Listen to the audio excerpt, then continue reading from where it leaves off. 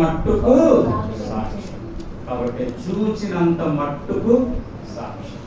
కాబట్టి వ్రాయబడతా ఉన్నటువంటి మాట మనం ఏమి గమనిస్తా ఉన్నామంటే మనం ఎలాంటి సాక్ష్యాన్ని ఇవ్వాలి, ఎలాంటి సాక్ష్యాన్ని మనం ఇవ్వకూడదు, ఏవి మన మీద సాక్ష్యం ఇస్తాయి అనేటటువంటి విషయాలు చూస్తూ ఉన్నాం. ఎలాంటి సాక్ష్యం ఇవ్వాలి అనేది మనం చూస్తూ వచ్చాం. మీరు చూడొచ్చు, ఎలాంటి సాక్ష్యం ఇవ్వకూడదు అనేటటువంటిది చూస్తూ వచ్చాం. అది కూడా మీరు చూడొచ్చు. ఈరోజు ఏవి మన మీద సాక్ష్యం ఇస్తాయి అనేది చూసి ముగించుకోవడానికి మనం ప్రయత్నించాం. ఏవి మన మీద సాక్ష్యం చెప్పబోతా ఉన్నాయి, రానున్న దినాల్లో ప్రభు సన్నిధికి చేరినప్పుడు ఏవి మన మీద సాక్ష్యం చెప్పబోతా ఉన్నాయి అనే విషయాలు మనం చూసి ఆ రీతిగా ముగించుకోవటానికి మనం ప్రయత్నం చేద్దాం. రండి, 2వ సమూయేలు గ్రంథం 1వ అధ్యాయము 16వ వచనం. 2వ సమూయేలు గ్రంథం. యెహోవా అభిషేకించిన వాణిని చంపుటకు నీవేళ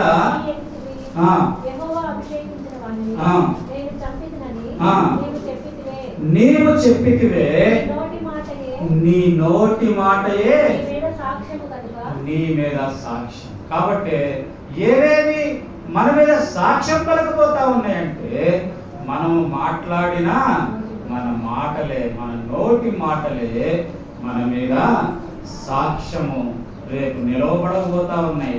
మనం ఏదో మాట్లాడుతూ ఉన్నాం, మన మాటలు కనబడటం లేదులే అనుకుంటా ఉన్నాం కదా, ఏదో ఇష్టానుసారంగా మనం మాట్లాడుతూ ఉన్నాం. కానీ ఈ మాటలే మన మీద సాక్ష్యం పలకపోతాం. అందుకే యోబు గ్రంథంలో కూడా మనం చూస్తే 15వ అధ్యాయం 6వ వచనంలో కనుక మనం గమనిస్తే, నేను కాదు నీ మాటలే నీ దోషములను, కాబట్టి నీ పెదవులే నీ మీద, కాబట్టి నీ నోటి మాట లేదా నీ పెదవులే నీకు విరోధముగా రేపు నిలవబడకపోతాయి.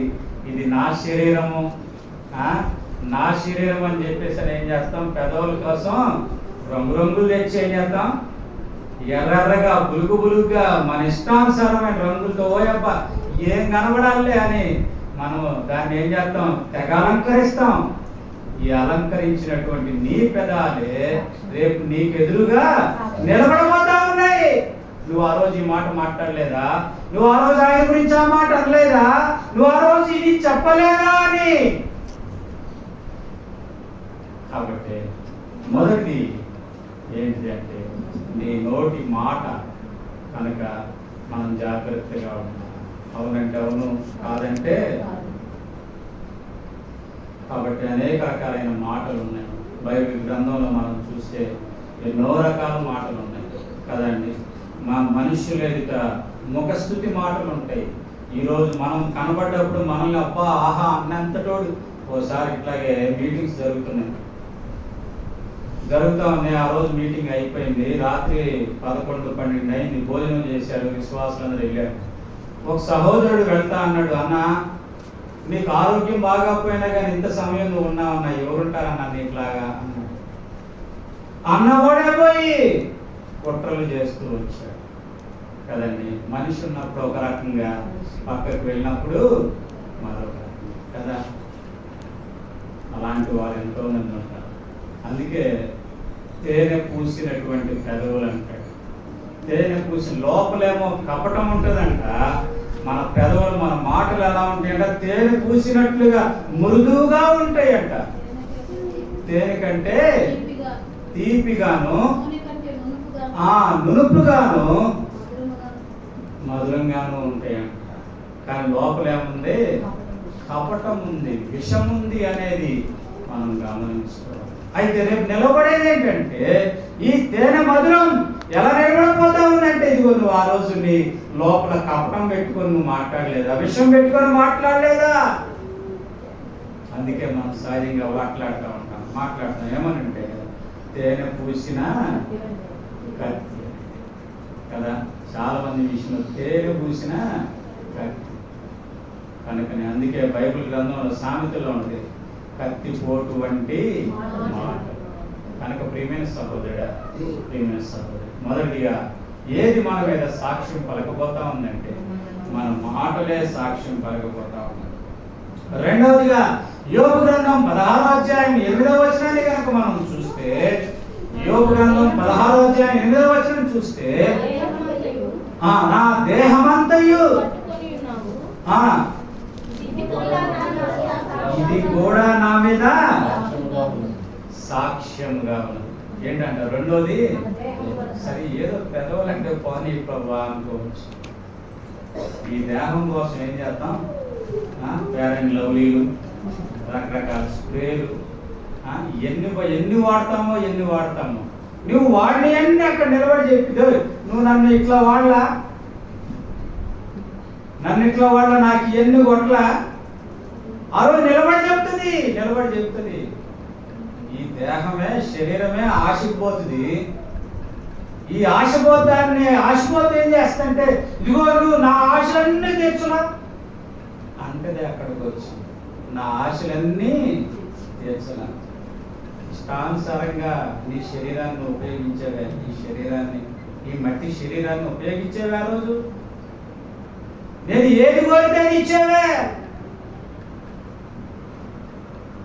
కదా. రెండవదిగా ఏది నీ మీద సాక్ష్యం ఉండబోతా ఉందంటే, నీ శరీరము, నీ దేహమే నీ మీద సాక్ష్యంగా ఉండబోతుంది. మూడవదిగా కనుక మనం గమనిస్తే, యెషయా గ్రంథము 59వ అధ్యాయము 12వ వచనం. యెషయా గ్రంథము 59వ అధ్యాయము, నీవు చేసిన తిరుగుబాటు క్రియలు నీ ఎదుట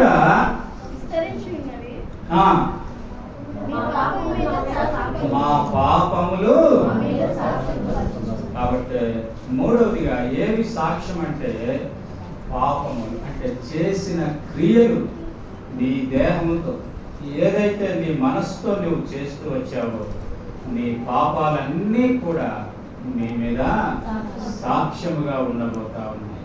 మూడవదిగా నీ మన పాపాలనేవి మనం చూస్తా ఉన్నాం. నాలుగవదిగా కనుక మనం చూస్తే, మీకా గ్రంథము 6వ అధ్యాయము 1వ వచనం.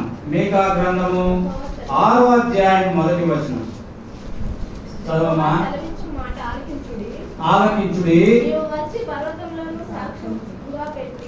నీవు వచ్చి పర్వతములను సాక్ష్యముగా పెట్టి వ్యాజ్యమాడుము. కాబట్టి మనం గమనిస్తా ఉన్నాం, ఏవి మన మీద సాక్ష్యం పలకబోతా ఉన్నాయంటే పర్వతాలు కదా. మనం చాలా పర్యాయాలు గతంలో మన జీవితంలో మనం ఎన్నో కొండలు ఎక్కిన వాళ్ళం కదా. గతంలో ఆ కొండలు ఎక్కాం.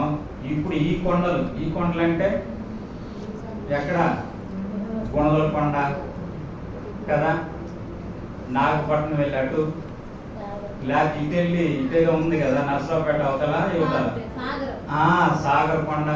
ఈ కొండలన్నీ ఎక్కిన వాళ్ళమే కదా. ఈ కొండలన్నీ రేపు నీ ఎదురు నిలబడతాయి. నువ్వు ఆ రోజు ఆ కొండలెక్కి ఆ విగ్రహాలకు మొక్కలే, నా రూపమని పెడితే దానికి మొక్కలే, కొబ్బరికాయ కొట్టలే. మరేమో రూపమని మరేమో విగ్రహం పెడితే దానికి కొబ్బరికాయ కొట్టలే, దీపాలు వెలిగిలే. అవన్నీ రేపు వచ్చి సాక్ష్యం చెప్తాయి. కనుక ప్రియమైన సహోదరుడా, ప్రియమైన సహోదరి, మారాము తర్వాత దేవుడు అంటే ఏంటి అంటే, దేవుడు ఎవరు? ఆత్మస్వరూపుడు.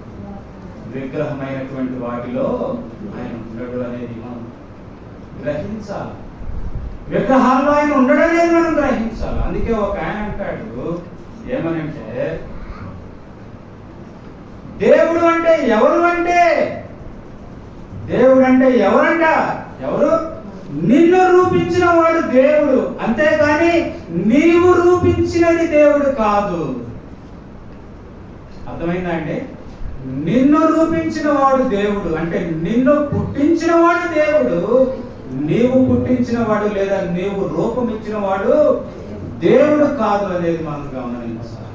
కనుకనే ప్రియమైన సహోదరుడా, ప్రియమైన సహోదరి, ఆ కొండలు ఎక్కడం మానేసి దేవుని సన్నిధికి రావటం అలవర్చుకోవాలి. దేవుని సన్నిధిని ప్రేమించాలి. అది ప్రభు భాష. తర్వాత మనం గమనిద్దాం ఇంకా ఏదంటే చూడండి, మార్కు సువార్త 6వ అధ్యాయం 11వ వచనం. మార్కు సువార్త 6వ అధ్యాయము 11వ వచనం. ఏ స్థలమునైనను మీరు విడిచినప్పుడు అంతేనా, జనులు మిమ్మల్ని చేర్చుకొనక మీ మాటలు వినకుంటే మీరు అక్కడ నుండి బయలుదేరినప్పుడు సాక్ష్యముగా ఉన్నట్లు మీ పాదముల క్రింద ధూళి. అంటే దేనికి సాక్ష్యంగా ఉండబోతుంది? యువజనులు కాదు, ఎవరిదైనా, నీ పాదమైన ఎవరి పాదమైన పాదాల కింద ధూళి కూడా సాక్ష్యంగా ఉండబోతుంది. పాదాల కింద ధూళి కదా, దుమ్ము ధూళి ఏదో అనుకుంటాం కదా, ఈ గాల్లో ఉన్నటువంటి ఆ రేణువుల గురించి ఏదో అనుకుంటాం కదా. ఆ రోజు నువ్వు అక్కడ మిస్వా ప్రార్థనా మందిరంలో అంతసేపు కూర్చున్నావే, నేను గాలి వస్తే నేను గాలిలో ఉన్న ధూళిగా నిన్ను గమనించలేదా అంటది, గమనించలేదా అంటది. కనుక ధూళి కూడా మన మీద సాక్ష్యంగా నిలబడబోతా ఉందనేది మనం గమనిస్తాము. తర్వాత ద్వితీయోపదేశ కాండము 31వ అధ్యాయము 21వ వచనము.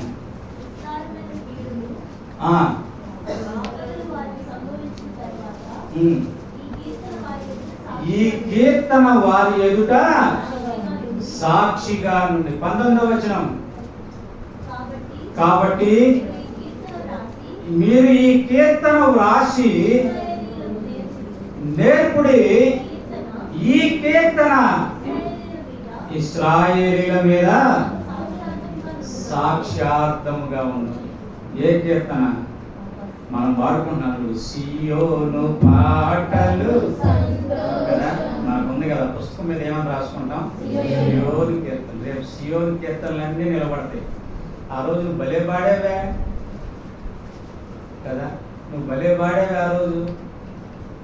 ఆ కీర్తనలన్నీ రేపు నీ మీద నిలబడిపోతా ఉన్నాయి, సాక్షిగా సాక్షిగా నిలబడిపోతా ఉన్నాయి.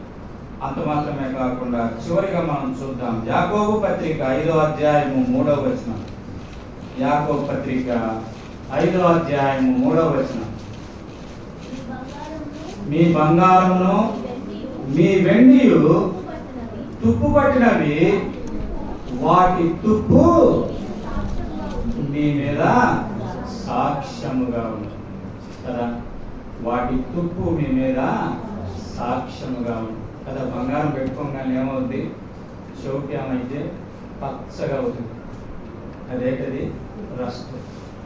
బంగారానికి కూడా బంగారానికి తుప్పు ఏడబట్టి దబ్బా అనుకుంటాం కదా, దాని మీద పేర్కొన్నటువంటి ఆ మట్టి అదంతా ఏమైతే పచ్చగా అయింది కదా, ఇనుము. కాబట్టి ఆ తుప్పు కూడా మన మీద ఏం చేయబోతుంది?